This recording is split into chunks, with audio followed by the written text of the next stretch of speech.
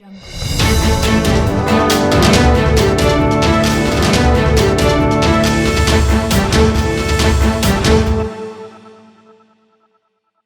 is about to undergo a major period of demographic change.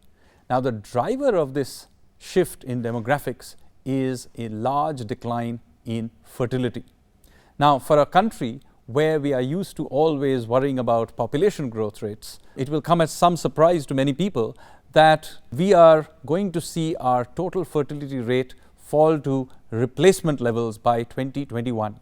In other words, we will no longer be producing enough babies in order to replace ourselves. Now, this doesn't mean that population growth rate will immediately go down to zero. For some decades, we will see population growth happening because we are living longer.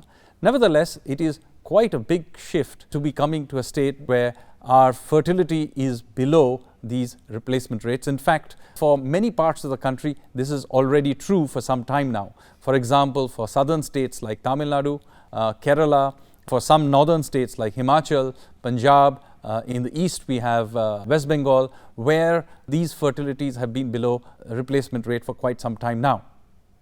In fact, the age group 0 to 19 has already peaked in India, and for the next few decades we will begin to see the proportion of population in this bracket steadily decrease. On the other hand, we will begin to see the proportion of population of working age go up very, very sharply. This is what, as many of you know, is called the demographic dividend period. Now, these changes require us to rethink fundamentally many things about the way we do public provision of basic services. I'll give you a few illustrations. Take, for example, primary schools.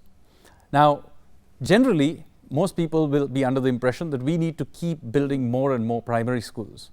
But as I just pointed out to you, the population in the 0 to 19 age bracket has already peaked and is beginning to come down quite steadily. In fact, in many parts of the country, we are well advanced down this path. So, in order to make these schools viable in states like Kerala, Himachal, Uttarakhand, Punjab, Tamil Nadu, etc., we will now have to begin to think seriously about how to consolidate schools in order to keep them viable.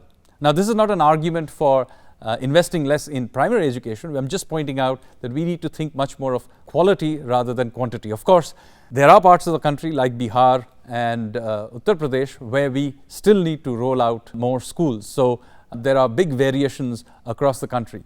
The same thing is true, by the way, on the other end of the demographic scale.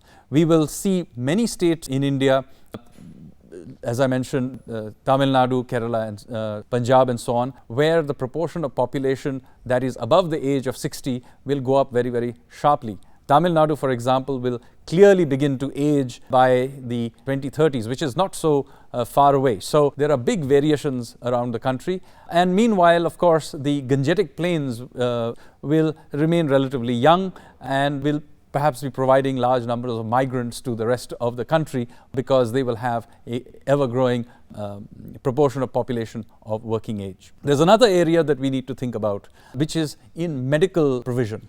Of course, India is underserved by hospitals, doctors, and so on. We need to increase investments in those areas. But again, we need to begin thinking especially for care for the geriatric segment.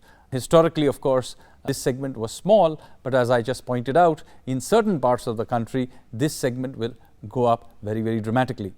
Finally, we need to begin to revisit retirement ages.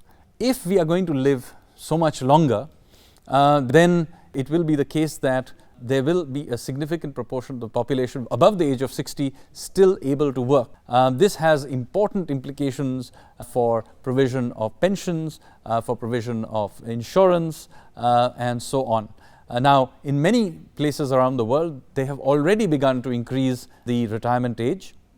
We are, of course, far away from the stage where, say, Japan or Germany are. Nevertheless, this is something that needs to be signaled well in advance. We can't just turn up a later stage and announce that we are changing retirement ages because people, have personal plans and of course the calculations for pension and so on get influenced. So we need to right up front begin to thinking about when and how we are going to change retirement ages and announce them well in advance so that all institutions and individuals can adjust their plans.